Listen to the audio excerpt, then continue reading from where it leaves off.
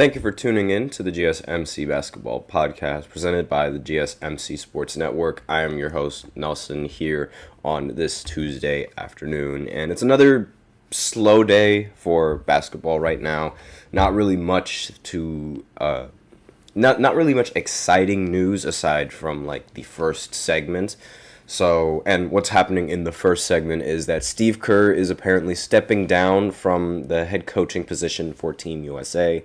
So it's a Christmas miracle. Christmas came early. Thank the heavens that he's stepped down, and I'll explain why I'm so happy for him stepping down in the entirety of the first segment. Then in the second segment, I'm going to go over who the best centers in the NBA are going into this next season, and because this is going to be the final position list for, because I did point guards, I did shooting guards, I did small forwards, I did power forwards, so now we're going to move on to centers.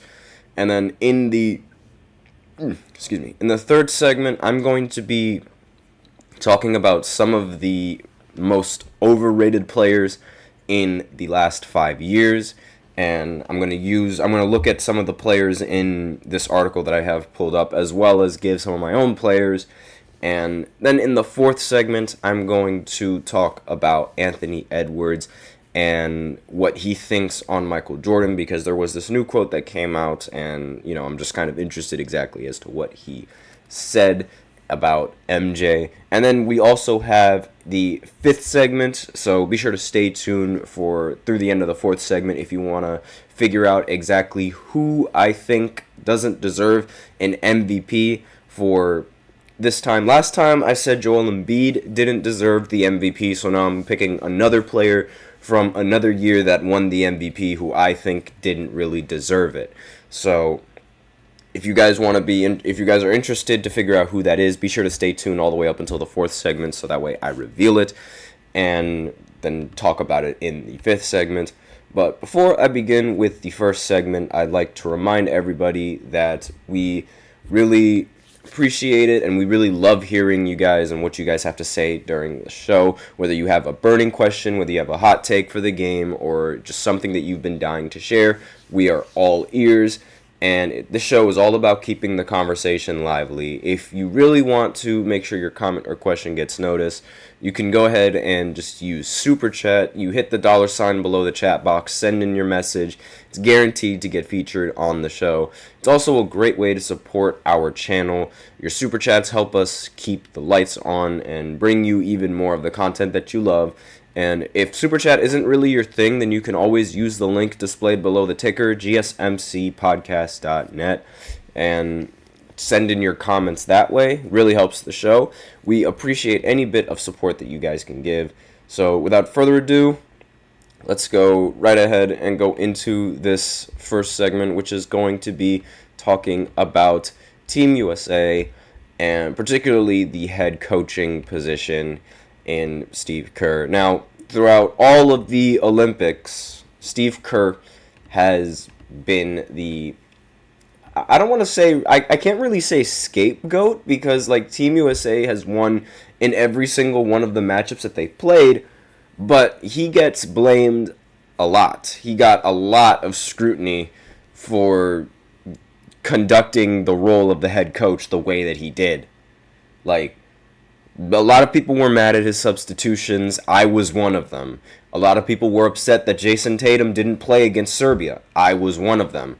And a lot of people were really questioning Steve Kerr and his legacy as a head coach. And some people were going so far as to say that without Kevin Durant and without Steph Curry and without drafting those three fantastic players that the Warriors have won championships with, Steve Kerr wouldn't nearly have the amount of rings that he has now. And it's really taken a little bit of a toll on his legacy. Obviously, people aren't going to really remember just how bad he was, because he still ended up winning the gold medal, but he was getting a lot of scrutiny, and a lot of reporters were asking him a lot of questions, a lot of uneasy questions as to how his substitutions were working, why he was doing this sort of substitution, and he seemed very out of touch. Like, I'm sorry to say, but like the way that he was substituting all these players, and it really did not make any sense. And so now he's, according to reports, there's reports saying that he's going to step down, despite the fact that he ended up winning a gold medal. So I'm looking at this article right here. Kerr is ending his tenure, and sources say either Erik Spoelstra or Tyronn Lue are going to be the head coach for the future going into the 2028 Olympics. And again, this is sort of like, I think this firing, well, not really this firing, I should say. I think the stepping down is really a direct result from all the media criticism that he was getting, because, like, Team USA, they were dominant throughout most of Paris. They needed to squeeze by a win against Serbia, where, I think Kerr could have done a much better job at coaching in that game. And in the semifinals with Nikola Jokic, and entering the gold medal game against France, they ended up holding on to the lead and ended up winning the gold medal, going 6-0 through the entire tournament. So Kerr, he had a very impressive stint with Team USA. Very few coaches have managed to win both an NBA championship and an Olympic gold medal in their career, and his leadership was what Team USA needed to win with their fifth straight gold medal. Now, looking on Kerr's replacements, obviously the easiest replacement options that you have are Erik Spoelstra and Tyronn Lue. Both coaches served as assistant coaches for Steve Kerr in Paris, and on their part, they both have, pretty strong NBA credentials. The one thing that they both have in common is that they both won a ring with LeBron. Like, that's really, like, the biggest thing that both of those players have in common. Not players, the coaches, excuse me. But the big difference, in my opinion, is that Erik Spoelstra, he was the only coach that coached LeBron but didn't end up losing his job after coaching LeBron.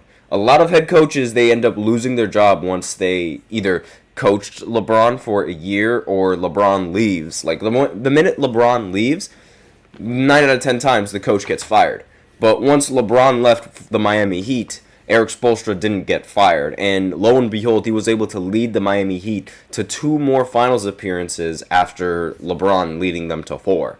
And, D-Wade also being able to lead them to a finals appearance in first year. It also helps, like in 2011. But again, like that's sort of the stigma around NBA coaches, and Tyronn Lue is one of those coaches that ended up getting fired after coaching LeBron. Granted, he did sort of find a new home in the Clippers in Los Angeles, and it seemed like he was doing well in his first year. Like, his first year as the head coach, he was able to take the Clippers farther than Doc Rivers ever could in his entire career. But aside from that, it's not like the Clippers have really won anything with either Lue or Doc as their coach. And a little bit on Erik Spoelstra. He's been the coach of the Miami Heat, and he has a pretty good 750 to 527 record, and over the span of 17 seasons. Under his leadership, he has taken the Heat to 6 NBA Finals, including back-to-back championships in 2012 and in 2013. And Ty Lue, he is the head coach for the Clippers. He has a 312 to 217 loss record. And he obviously helped LeBron, well, not LeBron, but he obviously helped the Cavs win the championship in 2016 and came back from the only 3-1 deficit in finals history to win that championship. So, looking into the future for 2028, the Olympics is going to be held in LA. Spoelstra and Lue have impressive resumes and experience that make either one a strong candidate to keep USA on its winning ways on the world stage.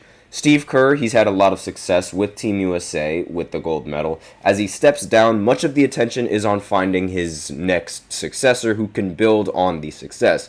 Whether it's Spoelstra or Tyronn Lue, this new coach is probably going to step into some huge shoes to fill, similar to how Steve Kerr had some huge shoes to fill, because, let's face it, if you're a coach for Team USA, you have to lead that team to victory, and there's nothing more and nothing less. If you get anywhere less, it's considered a failure.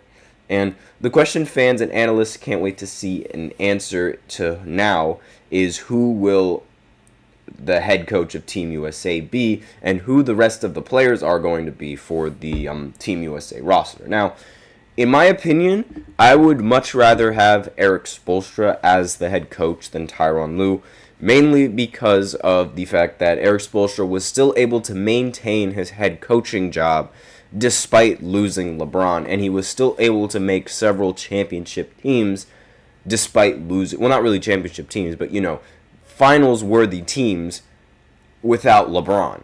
Like, Tyronn Lue, even though he ended up winning a championship as a head coach, he's never been able to lead a team to the finals without LeBron. Meanwhile, Erik Spoelstra has been able to do that. And I also think Spoelstra is much better with the rotations going into these games, as well as a much better coach for these NBA players for Team USA. Like, I think he's sort of used to having a lot of competent players on one team, and he's able to make good enough rotations for them. That's just my feeling around Erik Spoelstra. So I would much rather have Erik Spoelstra as the head coach as opposed to Tyronn Lue. But let me know in the comments what you guys think of the head coaching situation.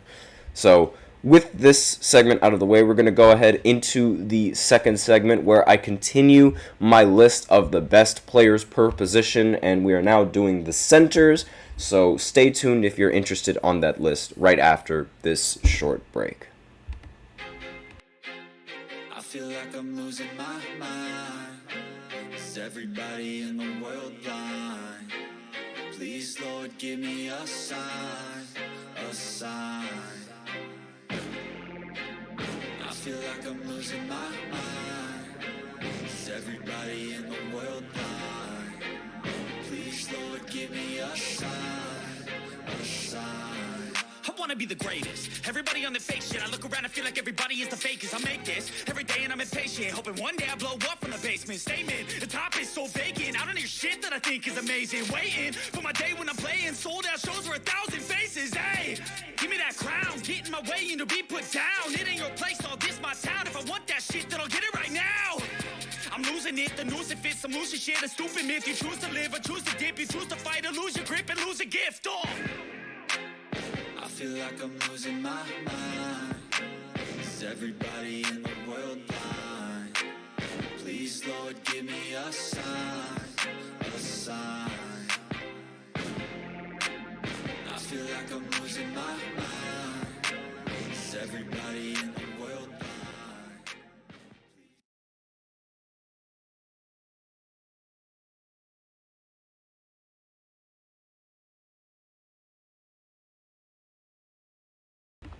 And we are back with the second segment of the GSMC Basketball Podcast presented by the GSMC Sports Network.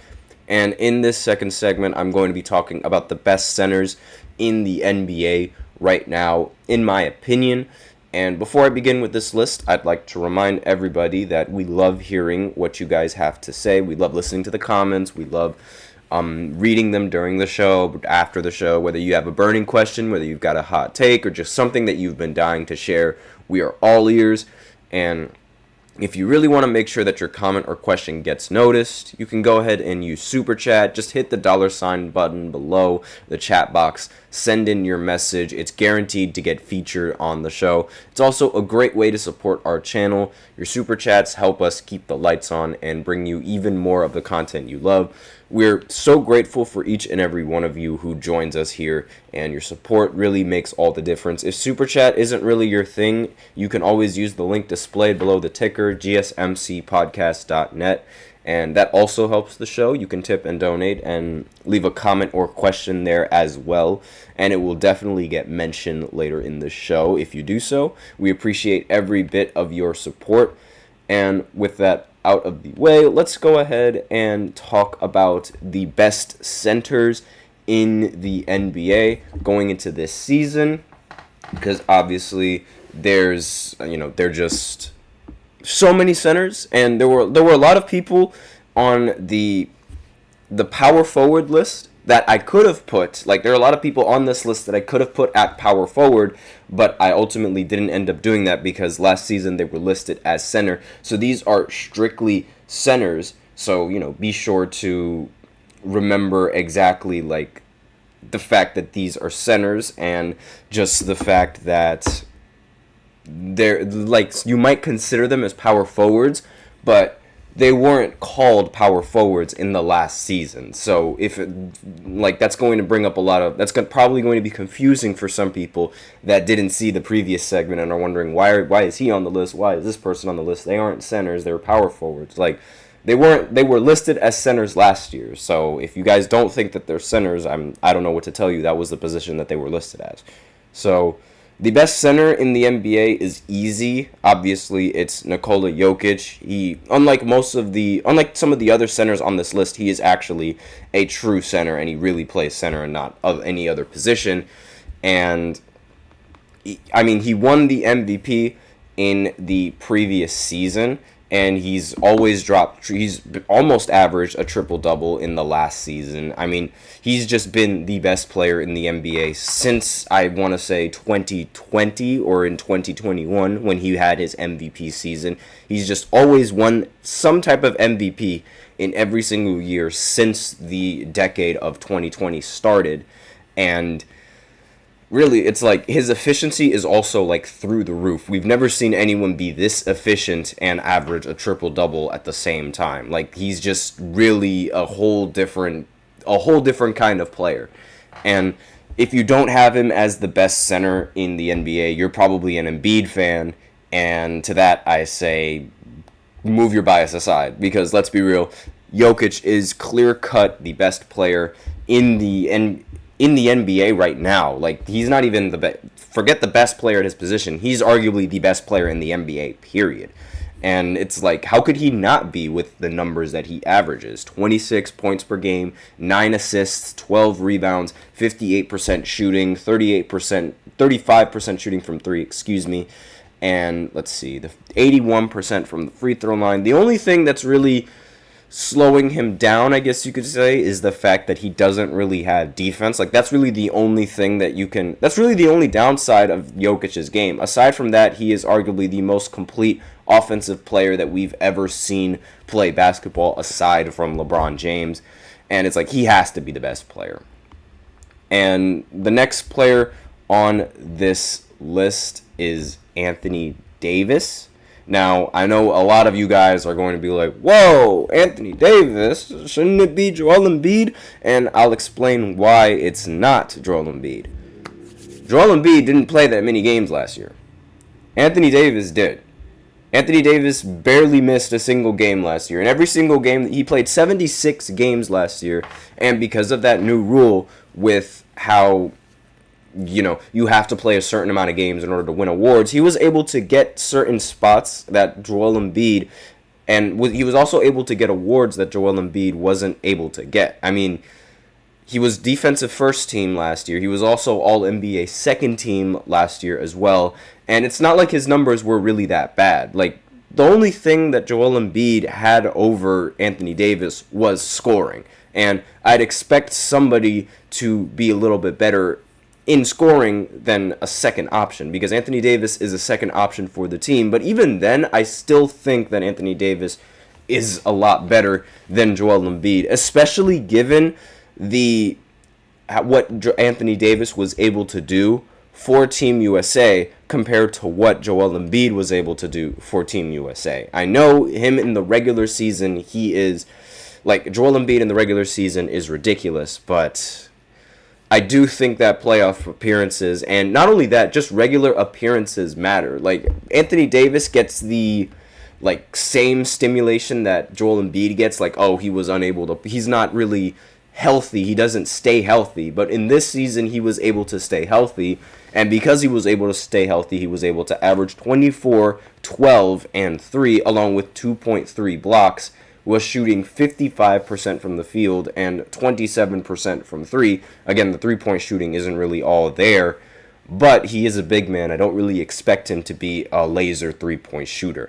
And again, really, his performances with Team USA, they sort of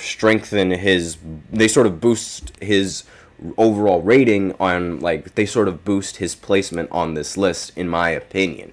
Again, this is my list, so I can put whoever I want here. And again, like while I'm not a big fan of Embiid, I still think he is a top 3 center in the NBA. He's third on my list, and I mean, the only reason why he's not second on my list is because of the amount of games that he played last season. He only played 39 games last season. I cannot, in good conscience, I can't just let somebody who's played 39 games be on a list like this, because you need a much bigger sample size.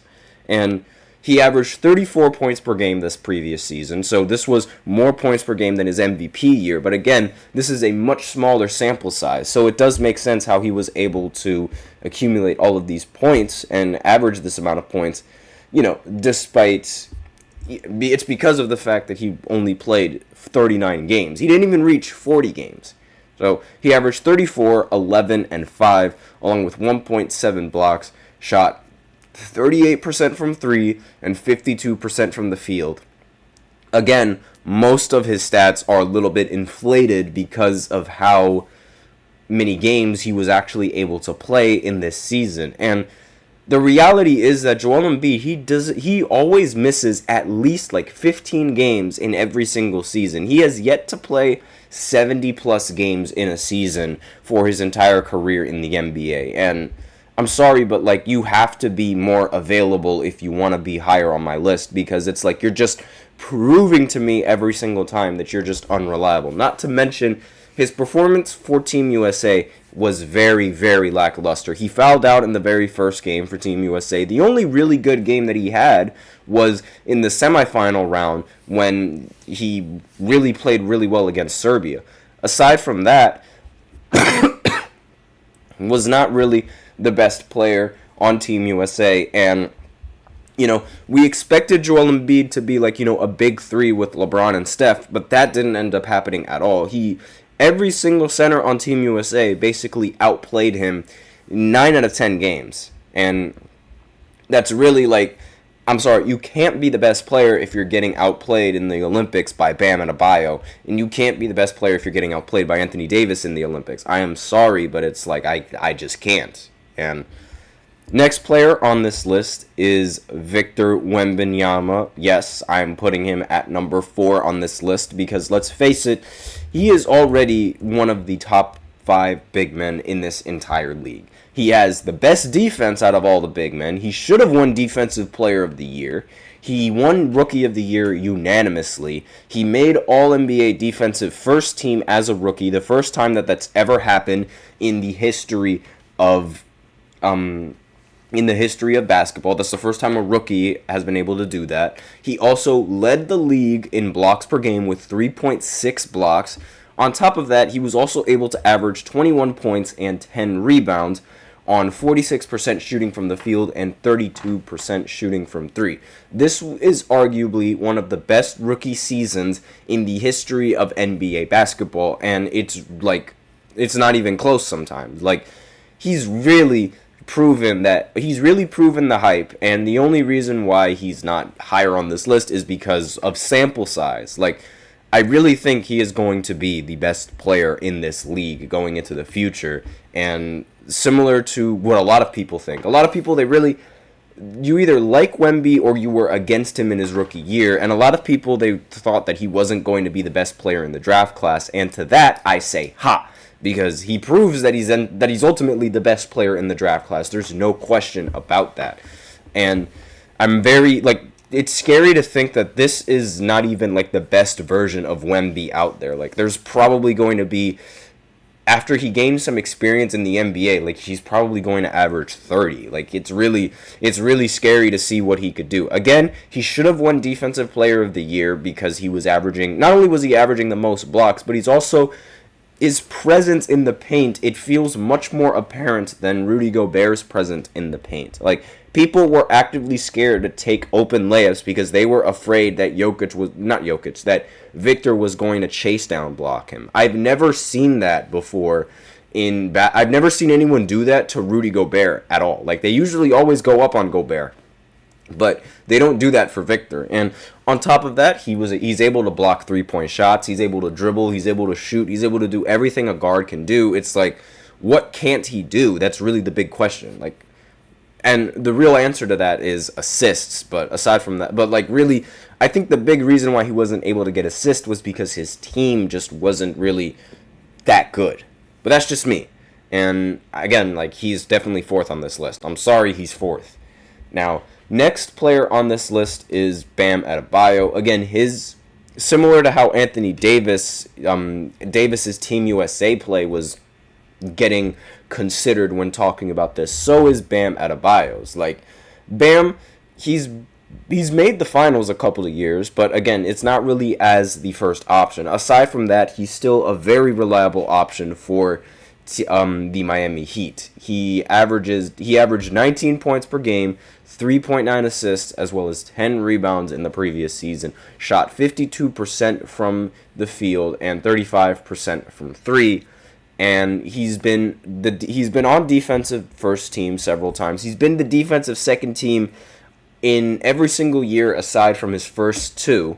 He made the All-Star game. He made the All-Star game in 2023 and 2024. In 2020, and on top of that, he's been in the running for Defensive Player of the Year. He just placed third this previous year. He wasn't going to make it over Rudy Gobert or Victor, and he did make All Defensive First Team this year for the first time in his career.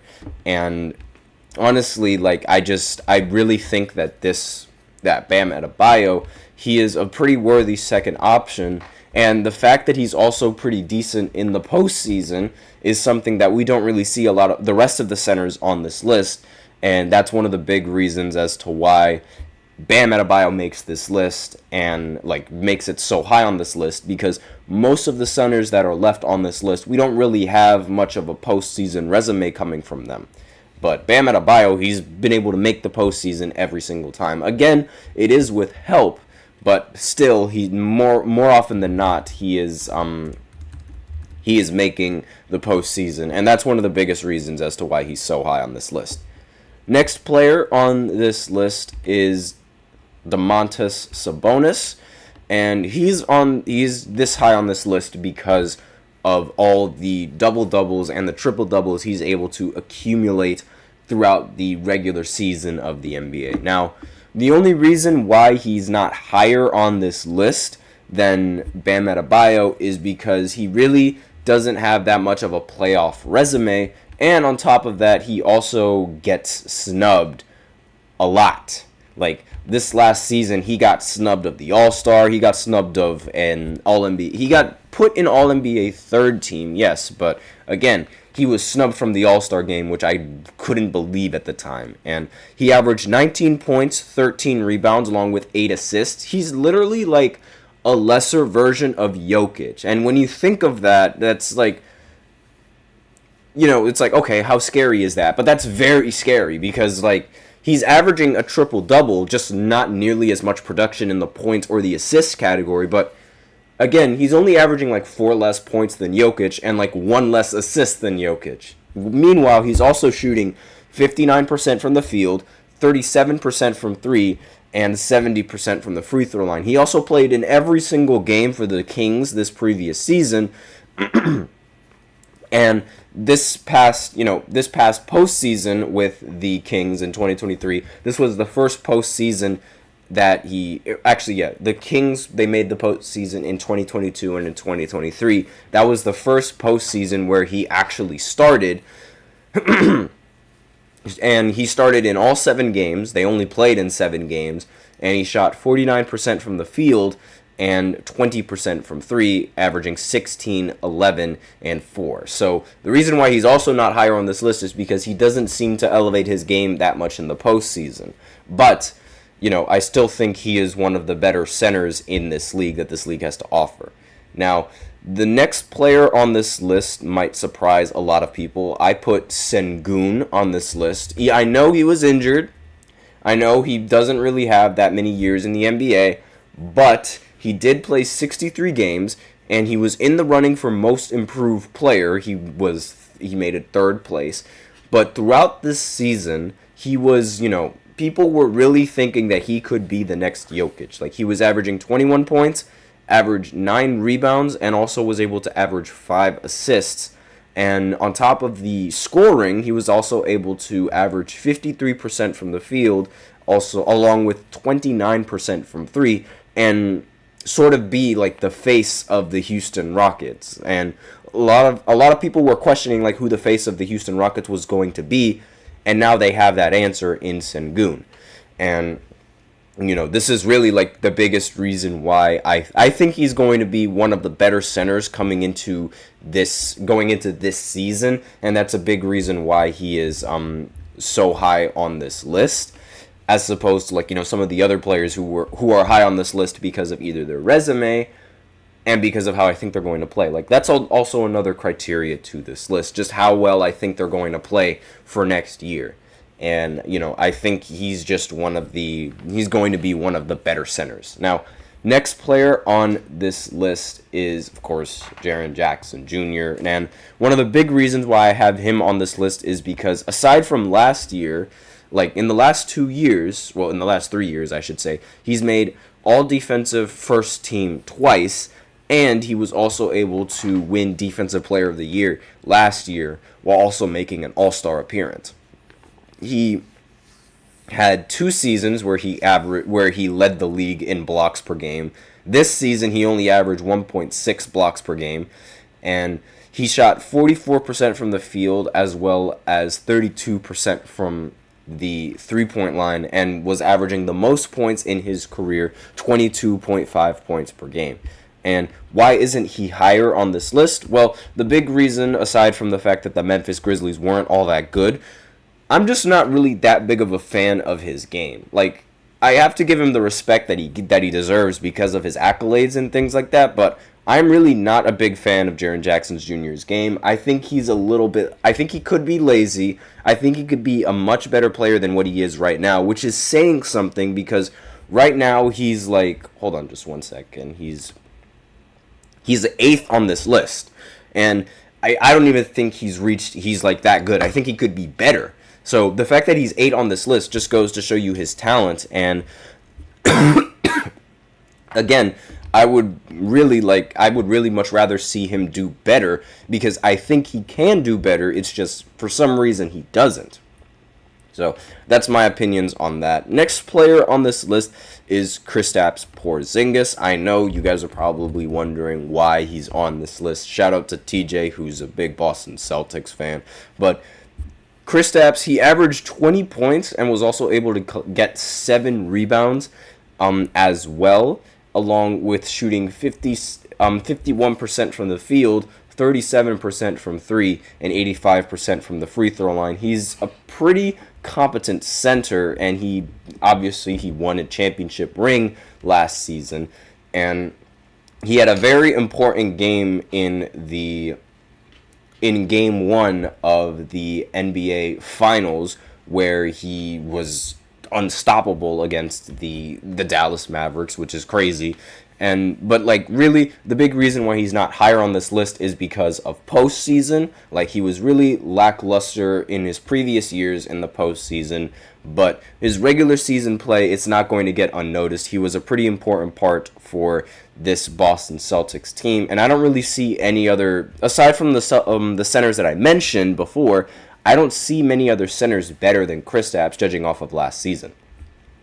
But next player on this list is Chet Holmgren, and he's the last player on this list. Now, again, this is another controversial take as to who a top center in the NBA is. He didn't play in 2022-2023, and he was in the running for Rookie of the Year up until Victor matched up against him, where it was, really the end. But Chet is still a part of the youngest Oklahoma City Thunder squad to make the postseason and the youngest squad to make the number 1 seed in their history. So the fact that he's also been pretty efficient as well. Like, one of the big arguments for him being the Rookie of the Year was his efficiency at the center position. He shot 53% from the field, and he also shot 62% from inside the arc, along with 37% from 3, with an effective field goal percentage of 59.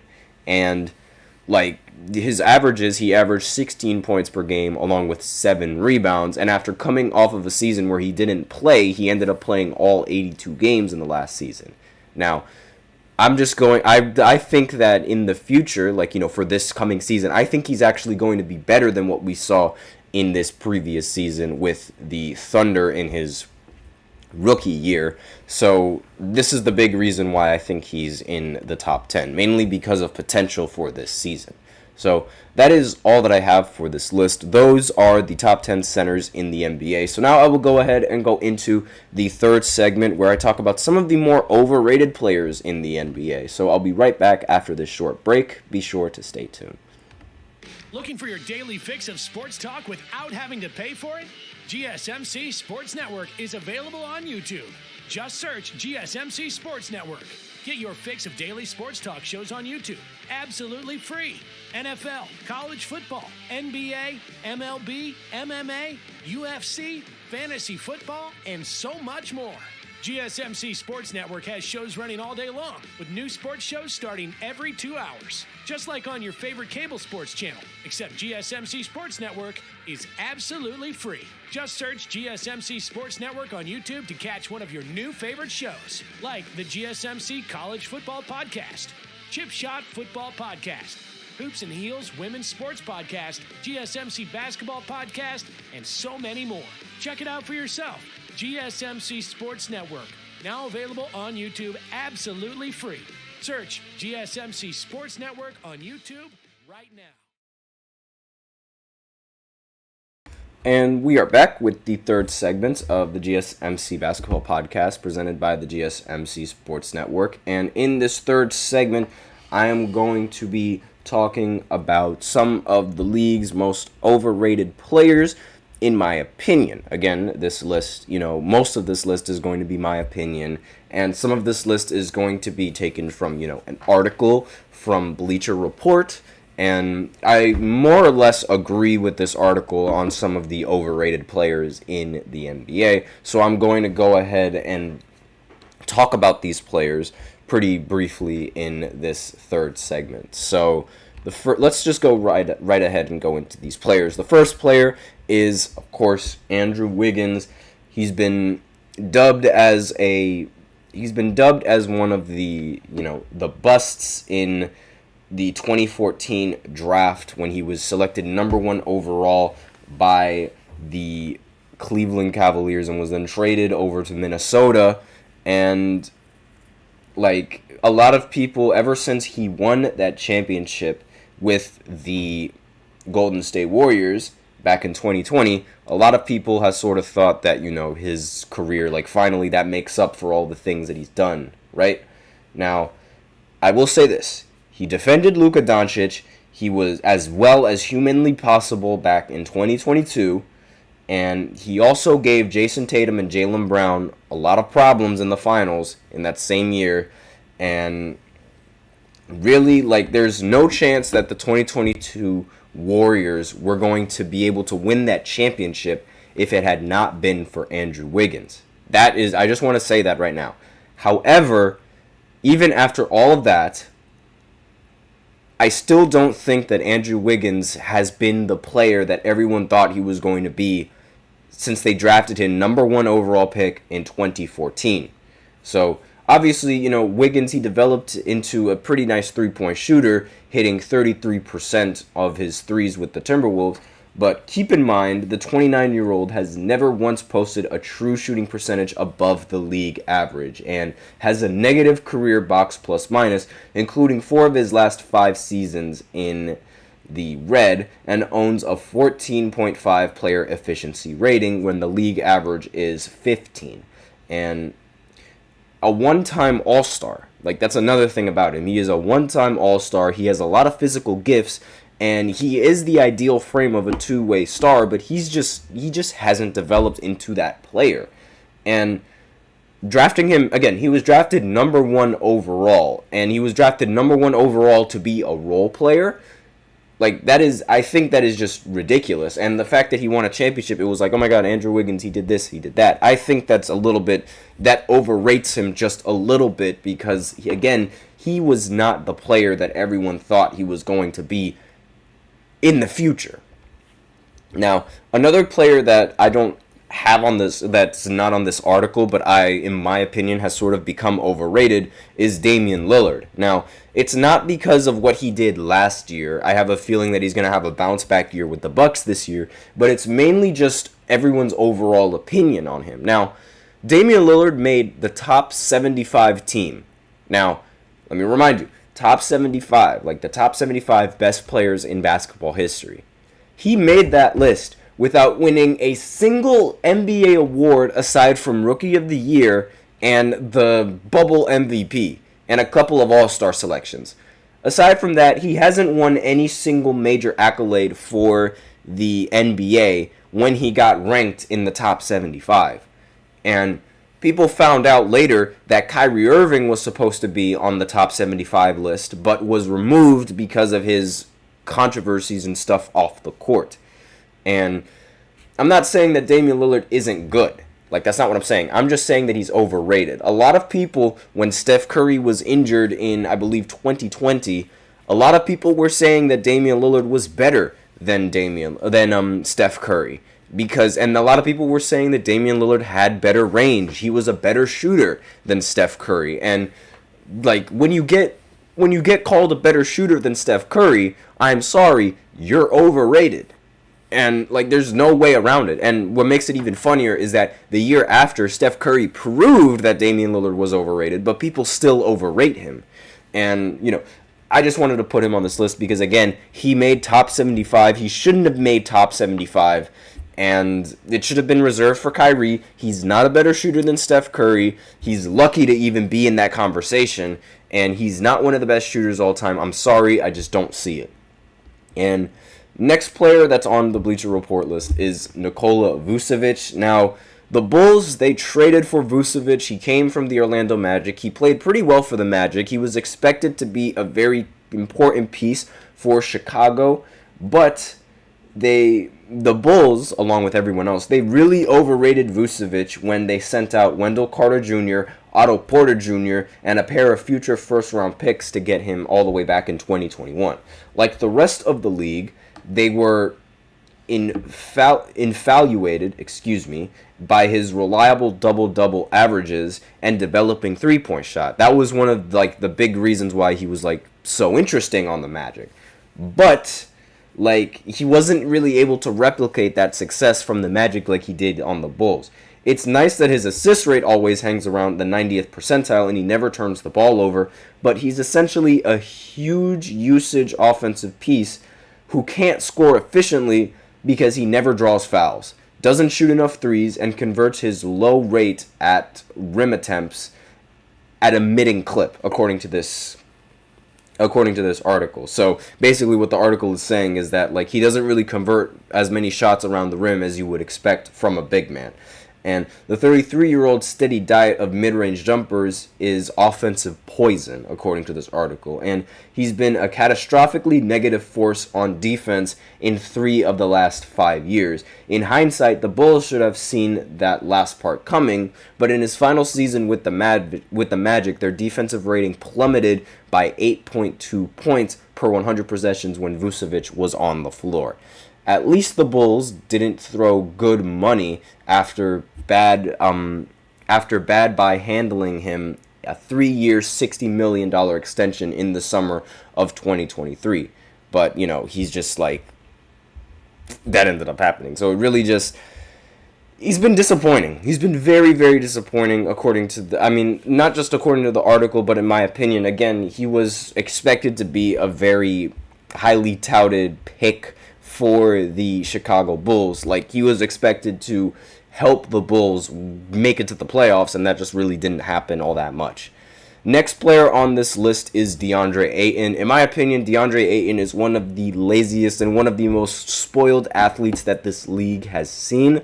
His time on Phoenix, he was supposed to be the next big man for Phoenix, but he was so lazy and he didn't want to improve, and he was also a very jealous player for some reason. He was upset at Devin Booker and Chris Paul and Kevin Durant shooting more shots than him, which really confused me.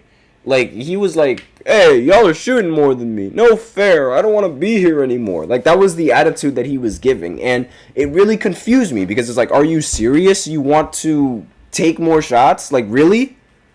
It baffled me. But, again, we don't technically really get to count DeAndre Ayton's rookie season because it falls outside the last 5 years. But no analysis of the center's overrated status would be complete without mentioning the fact that he was picked number 1 overall, ahead of Luka Doncic, by the way. And also SGA, and also Trae Young, and also Jaren Jackson, and also Mikal Bridges, and several other players. Yes, he was drafted over all of them. Ayton was overrated before he even played a single game in the NBA. And he was third place in Rookie of the Year voting, averaging 16, 10, and 0.9 blocks, which showed that he had a lot of potential. He really did. But his production has never really been all that different from his rookie season, where he's averaged 16 points, 10 rebounds, and almost 1 block. He's never really done all that much to improve his game.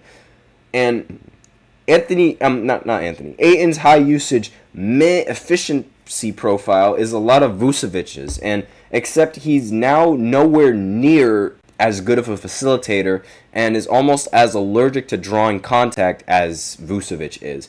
Ayton's refusal to dunk the ball or attack the rim is among the most maddening individual traits in the league. Despite good hands, quick feet, and plenty of lift, the 26-year-old has ranked in or above the 98th percentile in mid-range attempt frequency among bigs in each of the last 3 years. He loves shooting mid-ranges for some reason.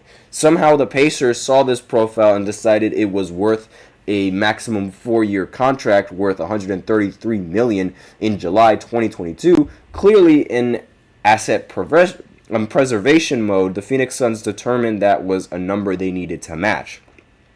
Following a trade to the Portland Trail Blazers last year, Ayton is now putting up similarly empty numbers in obscurity, where he'll continue to coast on his draft pedigree in counting stats. So basically, they're just saying that he's putting up a lot of stats in garbage time, and yes, he is the number 1 option for the Portland Trail Blazers, but again, this is a losing team, so what does it really mean? And next player on this list, and the next player that I think he should be number 1 on this list, but it's Ben Simmons. You guys already know how I feel about Ben Simmons. I despise him. I don't like him. I think he is one of the biggest wastes of talent that the NBA has seen ever, and that really goes a lot. Like, he was called LeBron James without a jump shot. That was how good he was, and he has barely played a single game since then. And, like, we're all at fault for Ben Simmons still landing on the list. Every time we, like, look at it, like, it's every single time we look at him in the offseason, we all think, oh, this is going to change. Oh, he finally knows how to shoot. Oh, this, oh, that. And then he just becomes the same player in an NBA game.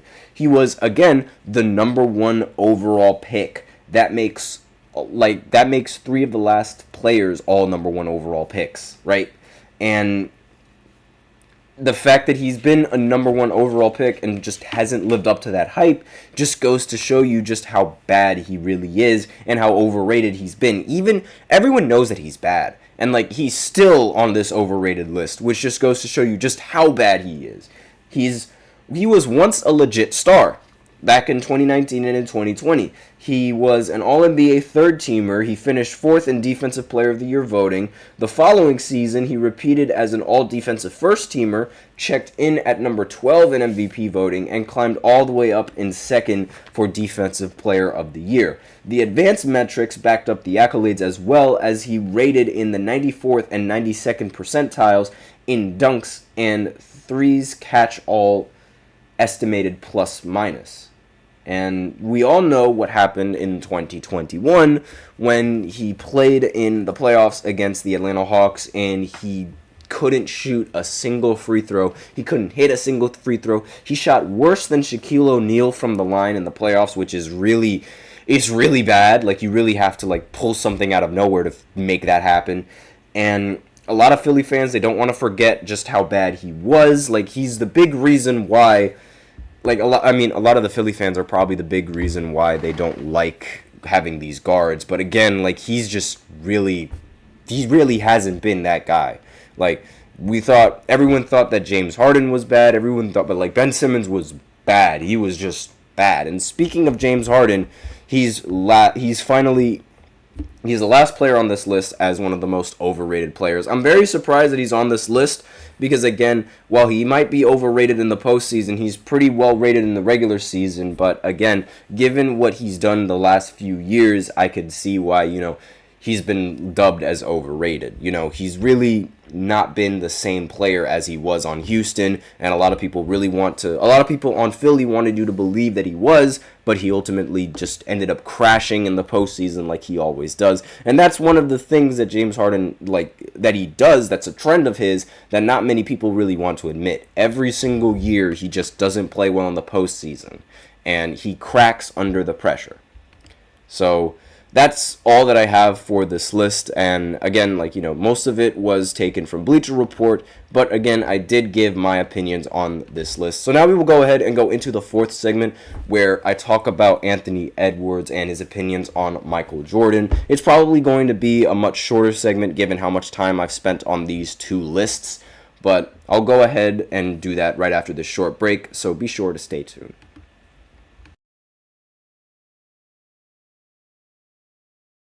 For the best and latest podcasts available anywhere, go to the podcast app on your cell phone and type in GSMC to access free content-rich podcasts on health and wellness, book reviews, sports, entertainment, relationships, social media, movies, technology, finance, and even weird news. Subscribe and download the GSMC Podcast Network's family of shows, available everywhere podcasts are found.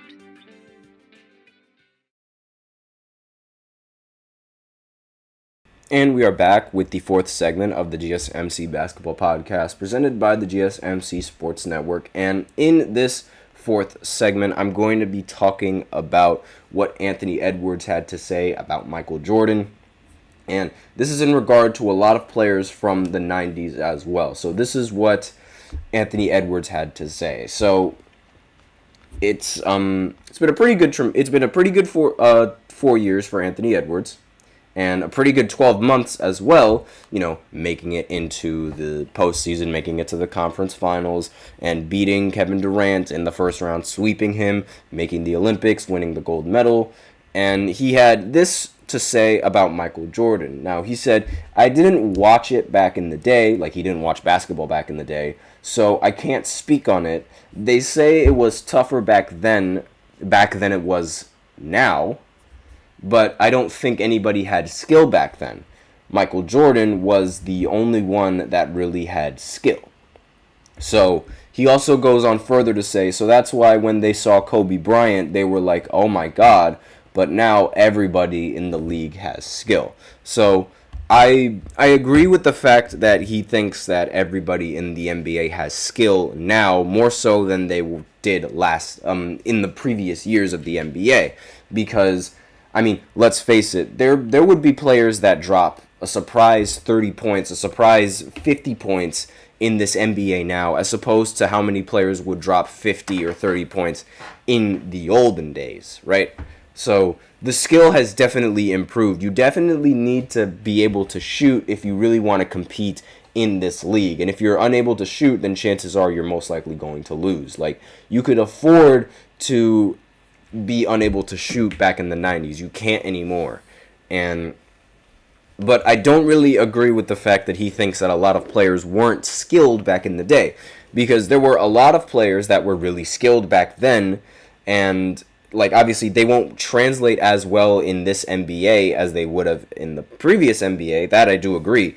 But that doesn't mean that they didn't have skill for their time. A lot of players back then, like Kareem Abdul-Jabbar, did he not have skill?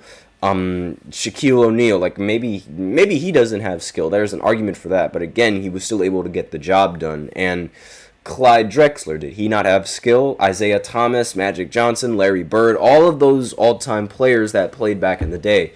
He's from what I get from the quote, he's saying that all of those players lack skill, and I just don't agree with that statement at all. And while I do agree that they might not be as skilled as the players that we see now, they might not be as flashy and things like that, they might not be able to do things with the ball, I mean, they're still able to get it done. And like, this is sort of like the problem that I have with a lot of like the media and a lot of younger people and a lot of like people that really only like flashy things, right? Like they expect players to have what they call a bag. Like, they expect players to be able to score in multiple different ways. And if you're able to do that, then you immediately are one of the best players in the league because you can score in multiple ways. This is why a lot of people don't really like giving Giannis the flowers that he deserves, because while Giannis is a phenomenal player, there aren't really that many moves that he can do aside from running to the basket. But why would you need to do any other moves if you can score an easy 2 points running at the basket every single time? That's something that not many people understand. It's like, if it's not skillful to do those kinds of things, how come nobody else in the league can do it as efficiently as he can? How come there aren't, waves of players doing exactly what Giannis is doing? It's because what he's doing is very difficult to replicate. And if you're doing something that's difficult to replicate, there's got to be some sort of skill involved there. Like, I'm sorry to say this, but it's like, I don't agree with the fact that players back then didn't have skill. Now, a majority of players, sure, maybe you have an argument for that, but players in general, no. Like, that's just way too general. You're generalizing a huge crowd right there and a lot of Hall of Famers, and I just don't agree with that at all. So the article continues, regardless of how you may feel about Edwards' opinion, it's objectively funny to preface with, I can't speak on it, before going on to speak on it, quite strongly at that. And Edwards' praise of MJ will land well with much of basketball viewing population, and I do somewhat understand what he thinks by saying that MJ was the only one that had skill. I mean, MJ became like the first player to do a behind-the-back dribble, and the announcers, they had no idea what move he just did. So in terms of, but that's not really skill. That's just, I don't know what that is. Like, I think that's just being flashy. Like, he was definitely a much more flashy player than any of those players in the 80s or the 90s. But again, it's like, I don't really think flashiness is the equivalent of skill. I'm not saying that Michael Jordan isn't skilled. That's not what I'm saying at all. But I'm just saying that I think that a lot of the skill gets confused with flashiness, in my opinion. That's all I really have to say on Anthony Edwards' quotes on MJ. Again, we are running out of time, so I'm going to go ahead and go into the fifth segment where I talk about this specific player who I think doesn't deserve the MVP in this specific year. And I did the list yesterday, so I started the list off yesterday, and I'm going to continue it today in this fifth segment. So I'll be right back after this short break. Stay tuned if you're curious to figure out who that is. And it might ruffle a lot of feathers.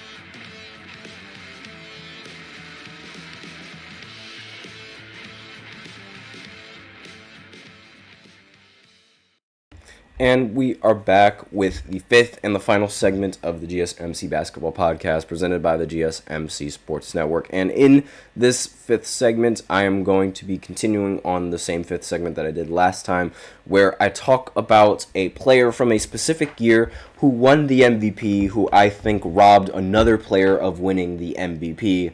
And the last player that I did was Joel Embiid when he won the award in 2023. I thought that Jokic should have won the award over Joel Embiid, as opposed to Joel Embiid winning the award, but that ultimately did not happen, and I gave my reasons why. So if you guys are interested in listening to what I had to say there, then the video was on the YouTube side. The video was uploaded yesterday, or I should say more so last night. But again, for the podcast side, the podcast, it was uploaded yesterday, and it was in the 5th segment. These are going to all be 5th segments. So, if you guys are interested into what I had to say about Joel Embiid, then go right ahead and listen. Just in case any of you guys are curious. And again, this is about just a specific year that the player won the MVP, and I'm just going to talk about, why I think they won the MVP and why I think somebody else ultimately deserved to win the MVP over that specific player. So we did Joel Embiid, and now we're moving on to the next player on this list. And this might shock a lot of you people, because from the span of 2023 all the way down to, I want to say roughly around 10 years, I think everyone has sort of roughly, more or less, deserved the MVP. There hasn't been anyone that I think didn't deserve the MVP for that year until I stumbled across this one. And this one is going to really, it's going to shock a lot of you guys. And it's probably going to ruffle a lot of your feathers, because the next player that I think doesn't deserve to win the MVP is 2011's Derrick Rose. I know, a lot of people are going to be shocked that I even included him on this list, and to that, I say, too bad. We all know deep down the big reason why Derrick Rose even won the MVP in 2011 was because a large part of the NBA was still pissed at LeBron for joining Miami.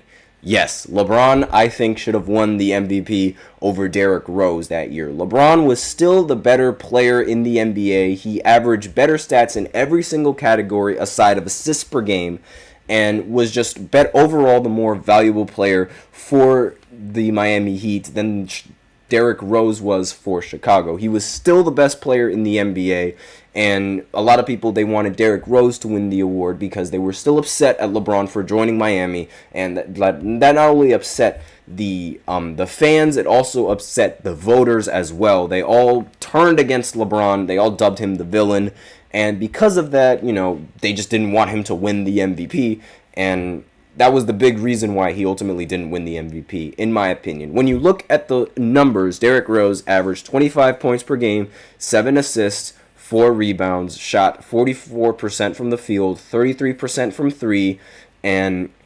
48% from inside the arc. That's very important, by the way, and 85% from the free throw line, because a lot of people, they love to get credit for Derrick Rose and his ability to finish around the rim, but he only shot 48% from inside the arc. Meanwhile, LeBron, his stats in the 2011 season, he averaged 26 points per game, 7 rebounds, 7 assists, 51% from the field, 33% from 3, 55% from inside the arc, and 75% from the free throw line. So literally, the only thing that Derrick Rose legitimately has over him, and by a significant margin, is assists per game. And even then, that was only by 0.7. That difference was 0.7. If we really want to look at the big differences, it's really in free throw shooting. That's really the only thing that Rose has over LeBron in terms of MVP conversation and in terms of just raw stats. Now, I'm not going to say that Derrick Rose didn't have an argument for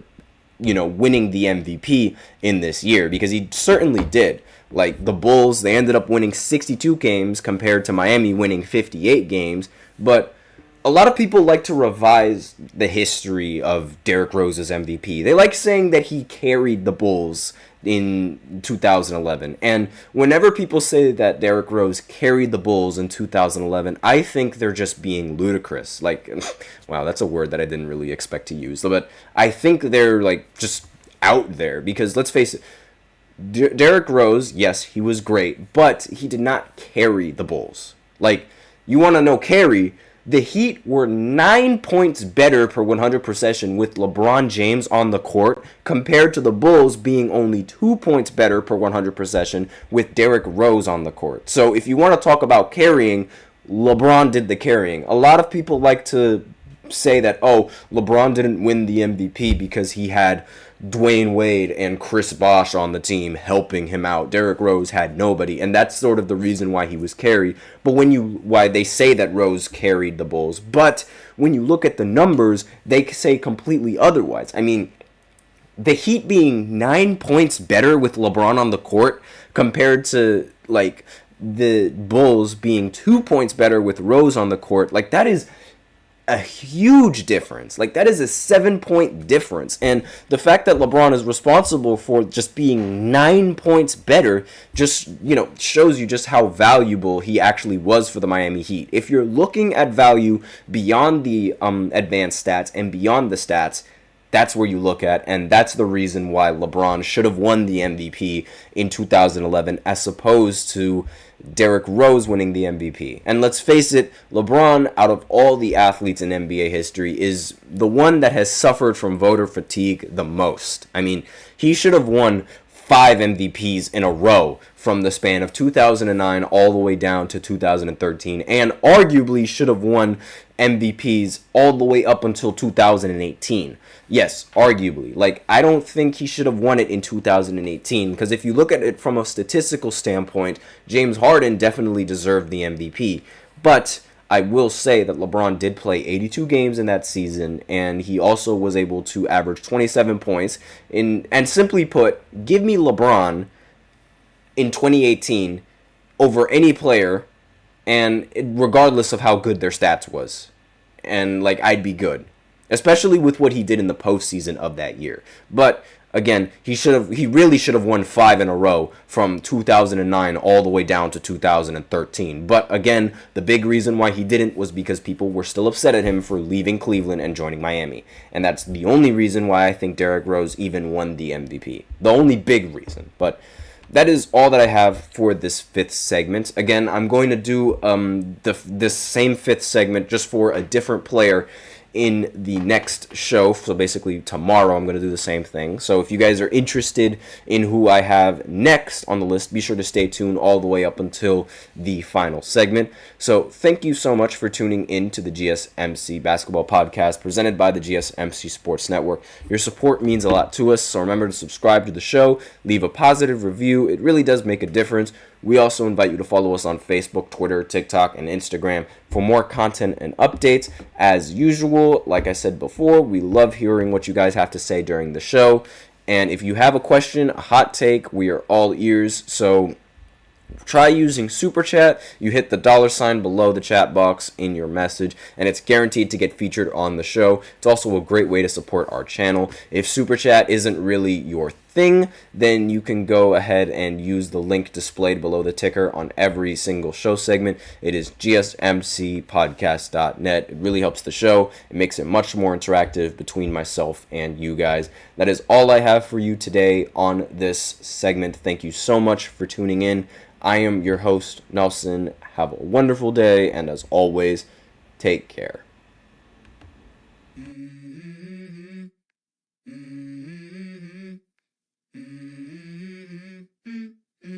Let's go. I wake up to a little bit of drool on my pillow, feel like it's gonna be a bad day. Yeah, I'm tired of shit, and the coffee ain't hit yet. Damn, ain't that great.